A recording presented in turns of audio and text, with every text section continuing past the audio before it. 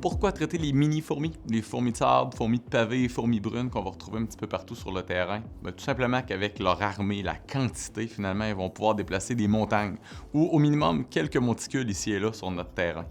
Fourmis qui sont extrêmement opportunistes, qui vont vouloir sortir du sable ici et là dans la cour, ce qui va permettre à l'eau de s'infiltrer.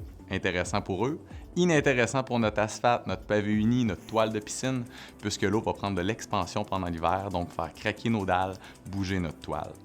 Étant opportunistes, nos maisons sont très intéressantes pour elles, que ce soit une fissure dans le solage, un scellant manquant sur un tour de fenêtre, un seuil de porte, ou des miettes ou des graines qu'on va avoir sur notre set de patio dans une belle journée d'été, qui va les rendre très confortables, ou du moins leur rendre ça intéressant au niveau de notre maison. On veut pouvoir traiter de façon professionnelle avec des produits qui vont atteindre les reines et non pas répulser. Répulser chez les voisins, répulser dans notre maison.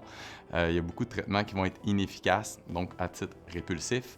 Ces fourmis-là sont extrêmement résistantes aux noyades, aux bouillantes et compagnie. Ce sont des méthodes intéressantes pour arrêter de les voir un moment, mais si on veut régler, il va falloir passer à des méthodes supérieures, plus professionnelles, avec des garanties de résultats.